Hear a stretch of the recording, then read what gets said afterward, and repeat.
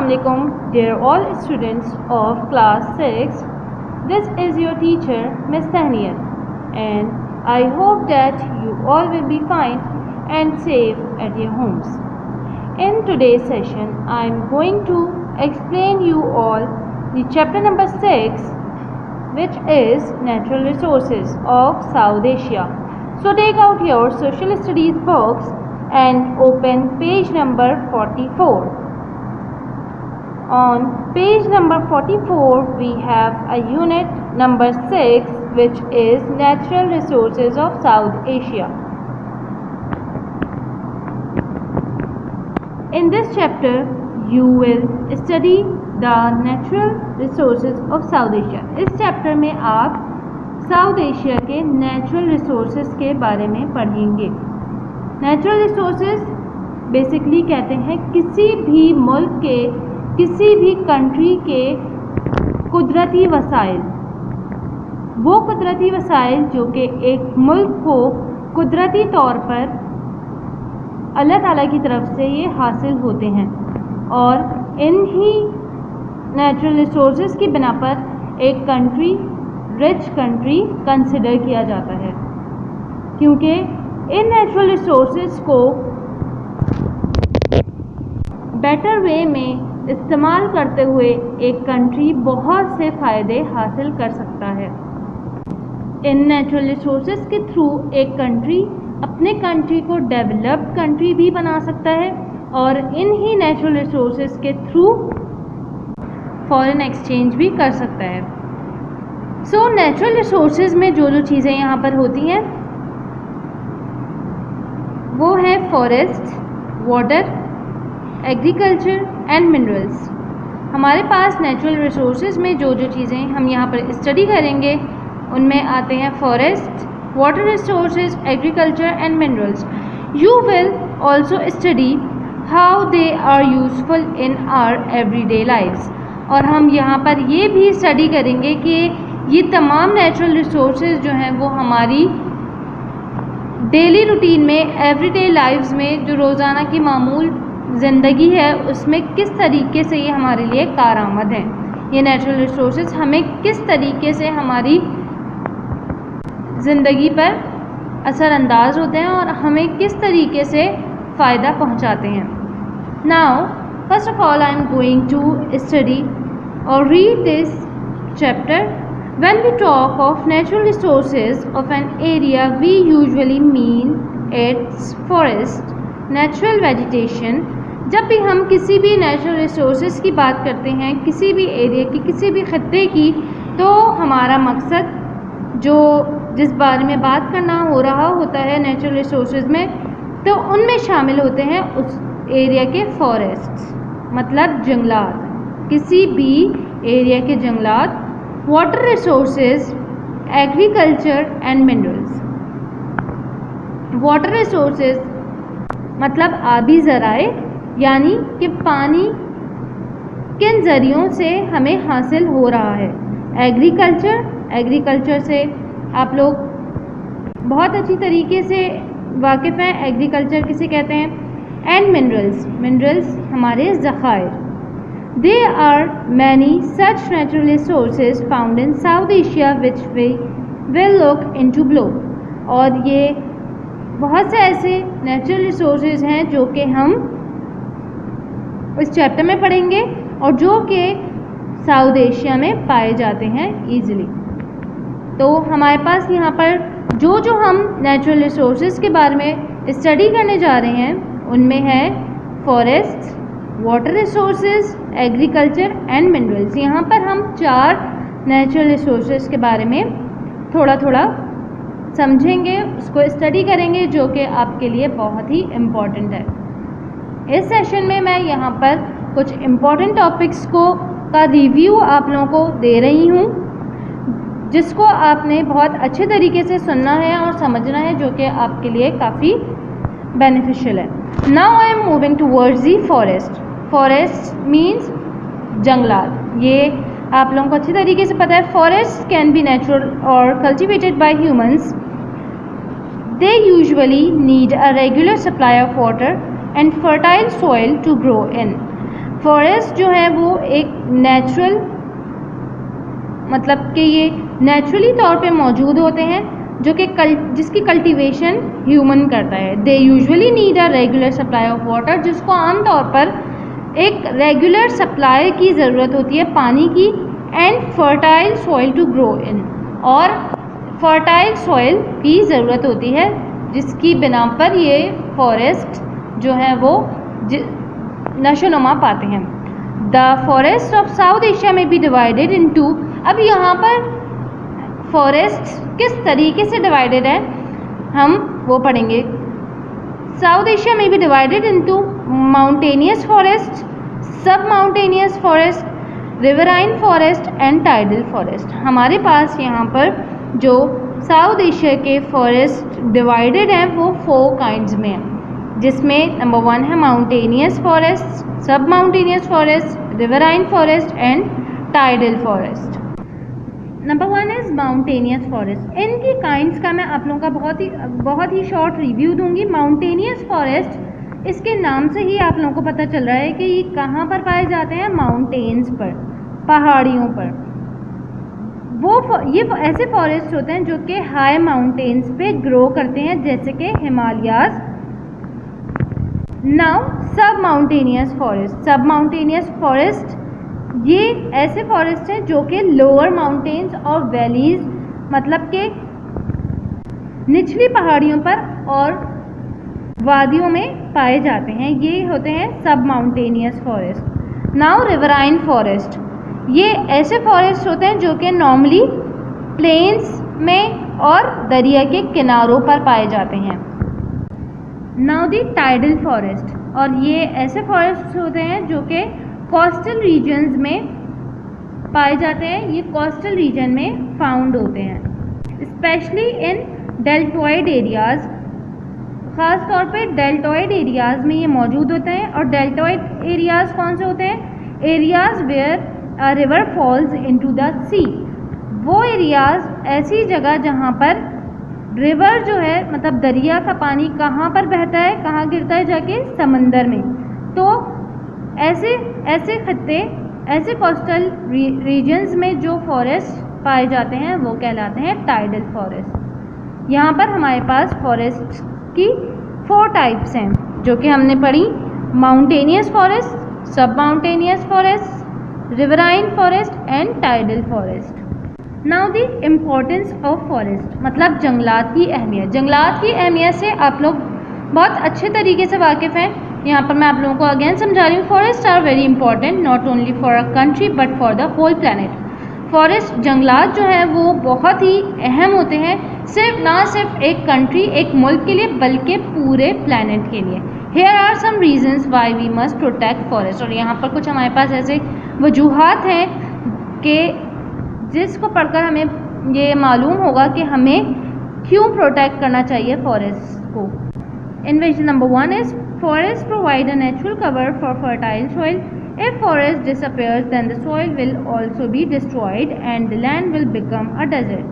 Also, the excessive soil washed away by river will cause heavy floods. Forest, जंगलात जो हैं वो एक नेचुरल कवर होते हैं फर्टाइल सॉइल के लिए, मतलब ये हमें ज़रख़ेज़ मिट्टी मुहैया करते हैं। ज़रख़ेज़ मिट्टी एक बहुत ही उम्दा किस्म की मिट्टी होती है जो कि बहुत ही कन्वीनियंट होती है किसी भी क्रॉप की सोइंग और कल्टीवेशन के लिए। और अगर यही जंगलात डिसअपेयर हो जाएं, मतलब कि हटा दिए जाएं, काट दिए जाएं, ख़त्म हो जाएं, तो सॉइल भी जो है वो डिस्ट्रॉयड हो जाती है और जिसकी वजह से ज़मीन ज़रख़ेज़ बन जाती है। उसकी मिट्टी ज़रख़ेज़ी के बजाय बंजर बन जाती है, और जब कोई भी ज़मीन बंजर होती है तो वो क्या कहलाती है, डेजर्ट, रेगिस्तान। रेगिस्तानी ज़मीन जो होती है वो होती है बंजर ज़मीन होती है, जहाँ पर एग्रीकल्चर बिल्कुल भी पॉसिबल नहीं होती, उसकी मिट्टी बिल्कुल भी कल्टीवेशन के लिए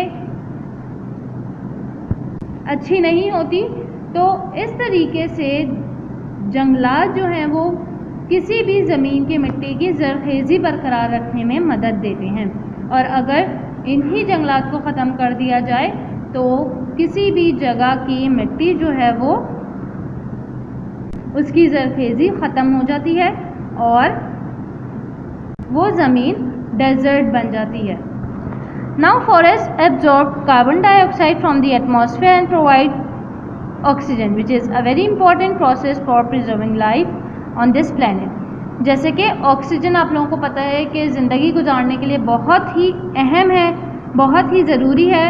तो यही जंगलात जो हैं वो एब्जॉर्ब कर लेते हैं carbon dioxide gas from the atmosphere, हमारे माहौल से कार्बन डाइऑक्साइड को जज़्ब कर लेते हैं और हमें क्या प्रोवाइड करते हैं, ऑक्सीजन, जो कि ज़िंदगी गुजारने के लिए बहुत ही अहम एक हिस्सा है। Now forests are the only home to countless animals, birds, plants and insects. All these living things also have the right to live and they are important for life on earth too. If a forest is cut down then these creatures also die away. जंगलात जो हैं वो इंसानों के साथ साथ जो बाकी तमाम हमारे पास मखलूक़ात नज़र आती हैं जिसमें हमारे पास शामिल हैं animals, birds, plants and insects, इनके लिए भी जो है वो एक ज़िंदगी गुजारने का अहम ज़रिया है, क्योंकि फॉरेस्ट पर जो है वो इनके होम्स होते हैं, काउंटलेस एनिमल्स के नेस्ट्स होते हैं और वहाँ पर ये अपने घर बनाए हुए होते हैं। तो इन्हीं जंगलात को अगर काट दिया जाए या ख़त्म कर दिया जाए तो इस तरीके से ये क्रिएचर्स भी जो है वो डाई हो जाते हैं। Now forests also have many uses in our everyday life. For instance, the wood obtained from the trees in a forest can be used for many purposes. जैसे कि आप लोगों को ये पता है कि लकड़ी भी जो है वो काफ़ी पर्पसेस के लिए इस्तेमाल होती है हमारी आम रोज़मर्रा ज़िंदगी में। जो लकड़ी फॉरेस्ट से हासिल की जाती है, मतलब फॉरेस्ट में जो दरख्त होते हैं उनसे जो लकड़ी हासिल की जाती है वो काफ़ी मकासद के लिए इस्तेमाल होती है। If you look around, you will see that so many of the things we need in life are actually made of wood. और अगर आप अपनी सराउंडिंग में देखें तो आप लोगों को ये मालूम होगा कि हमारे इर्द गिर्द जो चीज़ें हैं वो वुड की बनी हुई होती हैं और वो वुड कहाँ से हमें मिल रही होती है, वो वुड हमें फॉरेस्ट के थ्रू ही मिल रही होती है, जो कि काफ़ी पर्पसेस के लिए इस्तेमाल हो रही होती है। Some plants and bushes are use in medicines too, और कुछ पौधे और बुशेस जो हैं वो हमारी दवाइयों में भी इस्तेमाल हो रहे होते हैं और ये हमें कहाँ से हासिल होते हैं, ये हमें जंगलात से ही हासिल होते हैं। And wood can also be use for fuel and grazing cattle, hence forest should be use properly. New trees must be planted in place of the ones cut down for wood, and so the cutting of trees need to be done in an organized manner. और कुछ लकड़ी जो है वो fuel के तौर पर भी इस्तेमाल होती है और हमें फॉरेस्ट का, इन जंगलात का जो है वो प्रॉपरली इस्तेमाल करना चाहिए और न्यू ट्रीज़ हमें जो है वो प्लांट कर देनी चाहिए। जैसे ही हमारे पास कोई ट्री कट डाउन होता है उसकी जगह पे न्यू ट्री हमें प्लांट कर देना चाहिए, जिससे हमें लकड़ी हासिल होती है। So the cutting of trees need to be done in an organised manner. और अगर किसी भी ट्री की कटिंग हो रही है तो वहाँ पर इस बात की ज़रूरत होती है कि उसकी कटिंग बिल्कुल ऑर्गेनाइज्ड फॉर्म, ऑर्गेनाइज्ड मैनर में की जाए। Now the another natural resource is water resources. All living things need water. The water in rivers, streams and ponds is fresh water. हर इंसान को ज़रूरत होती है पानी की और वो पानी जो रिवर, स्ट्रीम्स और पॉन्ड्स में होता है वो फ्रेश वाटर कहलाता है। People and animals use it for drinking. और इंसान और जानवर जो है वो इस पानी को पीने के लिए इस्तेमाल करते हैं। And plants and crops can grow only if a proper supply of fresh water is available. और प्लांट्स और क्रॉप्स तब ही ग्रो की जा सकती हैं जब उनको प्रॉपर सप्लाई मिले फ्रेश वाटर की। सी वाटर इज़ सॉल्टी। ये बात आप लोगों को अच्छी तरीके से पता है कि समंदर का पानी जो है वो सॉल्टी होता है and can not be use for drinking और ग्रोइंग क्रॉप्स। और सी वाटर को हम पीने के लिए और क्रॉप्स की ग्रोइंग के लिए इस्तेमाल नहीं कर सकते। क्रॉप्स ग्रो करने के लिए और पीने के लिए सिर्फ हम फ्रेश वाटर इस्तेमाल कर सकते हैं, जो कि हमें रिवर्स, स्ट्रीम्स और पॉन्ड से हासिल होता है। Now students, come on page number 47. Here we have another natural resource which is agriculture. The people of South Asia. Agriculture means, Urdu में अगर मैं आप लोगों को एग्रीकल्चर का मतलब बताऊं तो उसका मतलब होता है ज़राअत। The people of South Asia except in Maldives have always relied mainly on agriculture. ये बात सब अच्छी तरीके से जानते हैं कि एशियन टाइम से, मतलब पुराने कदीम दौर से जो है वो लोगों ने जो रिलाई किया है, जिस ऑक्यूपेशन पे लोग इन्हिसार करते थे, वो था हमारे पास एग्रीकल्चर। ये एक बेसिक ऑक्यूपेशन है जो कि ज़माने कदीम से चलता हुआ आ रहा है और इससे तकरीबन हर मुल्क की आबादी मुंसलिक है सिवाय मालदीव्स के। This is because the land is fertile, और ये इसकी वजह यह है कि ज़मीन की ज़रख़ेज़ी, and rivers provide abundant water, और रिवर्स जो हैं दरिया हमें काफ़ी मिकदार में पानी मुहैया कर देते हैं। ये बात आप लोगों को अच्छी तरीके से मालूम है कि किसी भी क्रॉप को उगाने के लिए हमें जो सबसे ज़्यादा ज़रूरत होती है वो ज़रख़ेज़ मिट्टी की ज़रूरत होती है, पानी की ज़रूरत होती है, सनलाइट की ज़रूरत होती है, जो कि साउथ एशिया में अबंडेंट मिकदार में मौजूद है। However, the food resources are now become insufficient, और जबकि फूड रिसोर्सेज जो हैं वो ग़िज़ा हासिल करने के जो ज़राए हैं वो अब क्या होते जा रहे हैं, इनसफिशिएंट, मतलब कम पड़ते जा रहे हैं बिकॉज ऑफ ओवर पॉपुलेशन। इसकी वजह ये है कि हमारे मुल्क की पॉपुलेशन, आबादी जो है वो ओवर हो चुकी है, मतलब काफ़ी हद तक बढ़ चुकी है, जिसकी वजह से ग़िज़ाई ज़रूरियात जो हैं वो पूरी नहीं हो पा रही। And the water available from the rivers is no longer sufficient to irrigate all the land needed to provide food and work for so many people. और इसी तरीके से पानी भी जो है रिवर्स में वो कम, रिवर्स का जो दरिया का पानी बहता हुआ आता है वो भी इस बढ़ती हुई आबादी की वजह से कम पड़ता जा रहा है, जिसकी वजह से हम इरिगेशन नहीं कर पा रहे हैं, और इसकी वजह है हमारी over population. Now students, come on page number 51. On page number 51 we have minerals. मैंने आप लोगों को यहाँ पर बताया कि नेचुरल रिसोर्सेज में हमारे पास जो जो चीज़ें मौजूद हैं उसमें हमारे पास हैं फॉरेस्ट, जो कि मैंने आप लोगों को समझा दिया। उसके बाद हमारे पास था water resources, then we have agriculture. Now I am explaining minerals. Minerals का मतलब है ज़खायर। उर्दू में अगर मैं इसको बताऊं, मिनरल मीन्स ज़खायर। Useful substances found underground are generally called minerals. ऐसे यूजफुल कारआमद सब्सटेंसेज जो कि हमें कहाँ से हासिल हो, अंडरग्राउंड, मतलब ज़मीन के अंदर से जिसको हम ईज़िली हासिल कर लें, वो कहलाते हैं minerals. They include a wide range of things, और इसमें हमारे पास वाइड रेंज में चीज़ें शामिल हैं, such as gold and silver, जैसे कि गोल्ड, सोना, एंड सिल्वर और चांदी। सबसे पहली जो यहाँ पर एग्जाम्पल दी गई है, जो कि हम अंडरग्राउंड मतलब ज़मीन के अंदर से हासिल करते हैं, वो है गोल्ड और सिल्वर। यहाँ पर गोल्ड और सिल्वर के अलावा बहुत से ऐसे सब्सटेंसेस हैं, ऐसे सब्सटेंसेस की वाइड रेंज हमारे पास मौजूद है जो कि हम ज़मीन के अंदर से हासिल करते हैं, विच आर प्रीशियस मेटल्स। और ये गोल्ड और सिल्वर जो है वो प्रीशियस मेटल्स हैं। Precious stones like diamonds and building materials like marbles, कीमती पत्थर जैसे कि डायमंड, और ऐसे बिल्डिंग मटेरियल्स जो कि घर बनाने में इस्तेमाल होते हैं जैसे कि मार्बल्स, एंड इवन सॉल्ट, और यहाँ तक के नमक, विच वी ईट, जो कि हम खाते हैं, ये सब कहलाते हैं minerals. Gas and petroleums are also minerals. Gas और पेट्रोल ये भी मिनरल्स में ही शामिल हैं।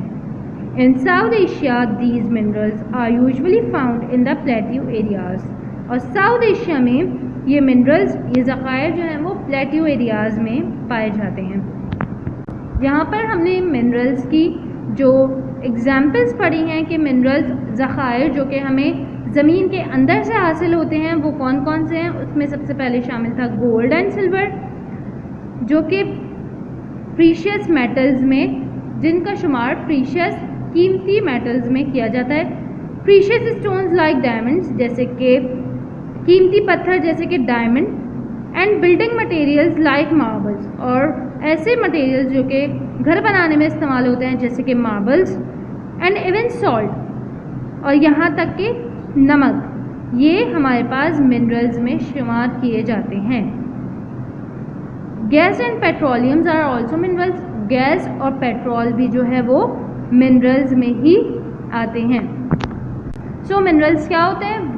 ऐसे सब्सटेंसेस जो कि हमें ज़मीन के अंदर से हासिल हों, जो हम ज़मीन को खोद के बाहर निकालें, जो कि हमें ज़मीन की मिट्टी के अंदर से हासिल हों, वो सब कहलाते हैं मिनरल्स, जो कि हमें नेचुरली अवेलेबल होते हैं। So students, in this session I have explained some natural resources, and I hope that you all have understood all these natural resources very well. And if you have any question related to these topics, then you can ask me in your query time. I hope that you all have understood today's session very well. Now the time of the today's session has been ended here. Till then, stay safe and stay at your homes. Allah Hafiz.